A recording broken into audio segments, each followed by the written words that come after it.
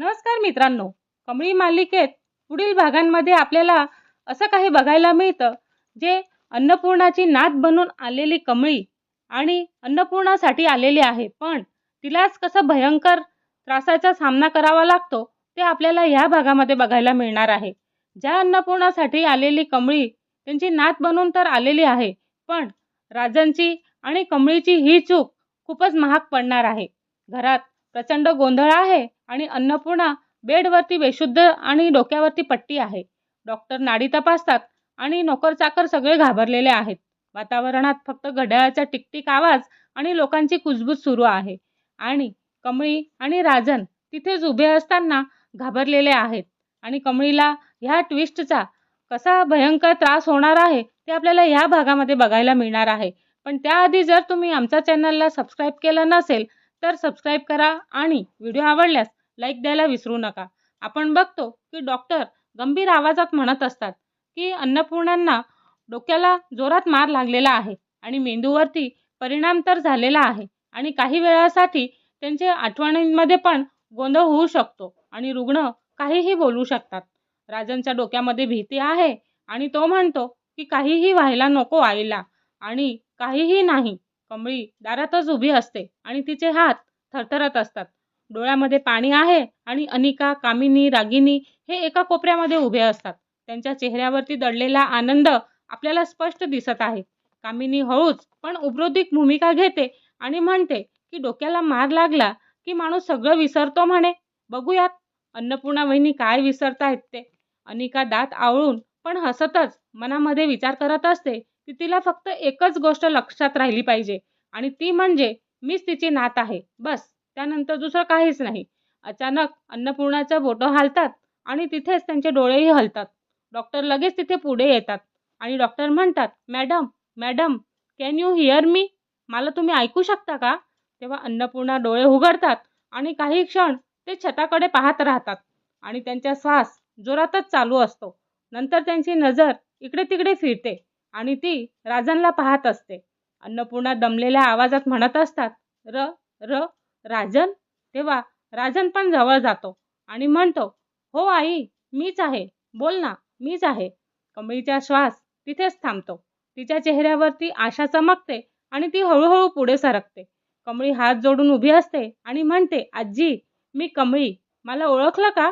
अन्नपूर्णा कमळीला पाहतात आणि काही सेकंद तिच्या डोळ्यामध्ये गोंधळ सुरू होतो आणि अचानकच तिचा चेहरा कडक होतो आणि डोळे पण चिडून लाल होतात. अन्नपूर्णा कडक आवाजात म्हणत असतात, थांब, माझ्या जवळ येऊ नकोस. कमळी जागेवरच थांबते आणि सगळेजण तिथे स्तब्ध होतात. अनिका आणि कामिनी एकमेकांकडे पाहून डोळ्यांनीच म्हणत असतात, हेच हेच व्हायला पाहिजे होतं. कमळी हळू पण म्हणते, आजी मी तुमची नात कमळी. अन्नपूर्णा उठायचा प्रयत्न करतात आणि राजन त्यांना आधार देतो, पण अन्नपूर्णा राजनचा हात झटकून टाकतात. अन्नपूर्णा चिडून म्हणतात, मला हात लावू नकोस, मला सगळं कळतंय की तुम्ही माझ्याजवळ काय करताय. कमळी अजून एक पाऊल पुढे जाते आणि कमळी म्हणते, आजी मला एकदा नीट पाहतं तरी. तरी आजी. तेवढ्यातच अन्नपूर्णा जोरात हात उगारतात आणि धाड करून कमळीच्या गालावरती कानाखाली जोरात बसतो. घरातील हवा गोठते आणि कमळीचा चेहरा एका बाजूला वळतो. तिच्या डोळ्यातून पाणी ओघळतं आणि सहताचा सावरते आणि तिच्या आतलं काहीच तुटून जातं. अन्नपूर्णा तिखट आणि अपमानास्पद आवाजात म्हणतात, तू नाही, तू माझी नात नाहीस. माझी खरी नात अनिकाच आहे. अनिका एका क्षणामध्येच फुलून जाते आणि तिच्या चेहऱ्यावरती विजय असतो. कामिनीचा चेहरा आनंदाने उजळतो आणि रागिनीला असं वाटतं की जसं काही तिला लॉटरीच लागलेली आहे. अनिका नाटकी पण डोळे पुसतच म्हणत असते, आजी मला माहिती होतं तुम्ही मला कधीच विसरणार नाही. तेव्हा कामिनी लगेच पुढे येते आणि तिच्या आवाजामध्ये मिठास असते पण डोळ्यामध्ये विष असतं. कामिनी म्हणत असते, अन्नपूर्णा वहिनी तुम्ही तर देव आहात. या घराची खरी वारसदार तुम्ही ओळखलीये. कमळी तिथेच उभी असते आणि तिचा गाल लाल असतो, ओठ थरथरतात आणि तिच्या काहीच बोलण्याची ताकद नसते आणि तिच्या जजेमध्ये फक्त आणि फक्त एकच प्रश्न असतं, हे खरं घडलेलं आहे का? तेव्हा कमळी मनामध्ये विचार करते, आजी तुम्ही मला मारलत. राजनचा चेहरा पांढरा पडतो आणि त्याच्या डोळ्यामध्ये घबराट असतो. त्याच्या मनामध्ये एकच गोष्ट असते, आणि त्याला असं वाटतं की आपला प्लान फसलेला आहे. आता कसं करायचं? राजन मनामध्ये विचार करतो, जर आईने कमळीला नाकारलं तर सगळंच इथे संपून जाईल. कंपनी, प्रॉपर्टी, महाजन साम्राज्य सगळं अनिकाच्या हातात जाईल आणि मग काय तर फक्त विनाश. तो लगेच डॉक्टरकडे वळतो आणि राजन घाईत पण दबलेल्या आवाजामध्ये डॉक्टरांना म्हणत असतो, डॉक्टर, हे नॉर्मल आहे का? आई असं का बोलते?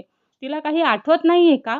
डॉक्टर संयमित आवाजात म्हणत असतात की हेड इंजुरी, आणि हेड इंजुरीमध्ये असं होऊ शकतं की त्यांना कन्फ्युजन आहे आणि काही आठवणी मिक्स झालेल्या असतील. आपल्याला न्यूरोलॉजिस्टकडे दाखवायला हवं. अनिका लगेच मध्ये उडी मारते आणि म्हणते आणि उंचावून म्हणते की नाही डॉक्टर, तुम्ही चुकीचं बोलताय. आजीला सगळं नीट आठवलेलं आहे आणि तिने स्पष्ट केलेलं आहे ना की मीच त्यांची नात आहे. कामिनी ही लगेच तिच्या साथ देते आणि कामिनी हसतच म्हणत असते, हो, आता कोणालाही नाटक करण्याची गरज नाही. कमळीचे डोळे पाण्याने भरतात आणि ती हळूच मागे सरकते. तिचे पायांना शक्ती राहत नाही आणि ती खुर्चीचा आधार घेते. कमळी हौस पण तुटलेल्या आवाजामध्ये म्हणत असते का मी नाटक करत नाही. मी फक्त अन्नपूर्णा आजींना वाचवायला प्रयत्न केलेला आहे. अन्नपूर्णा त्यांच्याकडे बघून अजूनच चिडतात. अन्नपूर्णा कडक आवाजामध्ये म्हणतात, मला फसवायचं आहे का तुला? माझ्या घरात येऊन आणि माझ्या नावावरती डोळा ठेवून? बाहेर जा, नाहीतर मी स्वतः पोलिसांना बोलावते. कमळीचा चेहरा कोसळतो आणि तिचा आत्मविश्वास तिचा चिरडून जातो. पण तिच्या डोळ्यामध्ये अचानक एक चमक येते आणि ती दुःखाची नाही तर जिद्दीची. तिला असं वाटतं की मी हे जिंकून दाखवेल. राजन तिला डोळ्यांनी शांत करायचा प्रयत्न करतो आणि आता काही बोलू नकोस कमळी असं सांगायचा प्रयत्न असतो. कमळी मान खाली घालते पण तिच्या मनामध्ये एकच वाक्य धडधड असतं. कमळी मनामध्ये विचार करते, मी खोटी असेल तर देव मला शिक्षा करो, पण मी खरी असेल तर हे सगळे माझ्या पायाशी येतील. कामिनी अनिकाच्या कानामध्ये घुसघुसते आणि कामिनी म्हणते, आता बघ, हा डाव आपल्यासाठी सोन्याचा आहे. अन्नपूर्णाच्या डोक्याला मार लागलेला आहे आणि तिच्या मेंदूनेच आपल्याला साथ दिलेली आहे. अनिका हसतच आणि डोळ्यामध्ये आग असते. ती म्हणते, आता ही कमळी घरातूनच नाही तर आयुष्यातून पण बाहेर फेकणार. रागिनी पुढे येते आणि कमळीला तुच्छ नजरेने पाहते आणि रागिनी म्हणते, काय झालं कमळी? मोठी वारसदार बनायची स्वप्न बघत होतीस ना? आजीने जागेवरच आणलं ना तुला? असंच पाहिजे.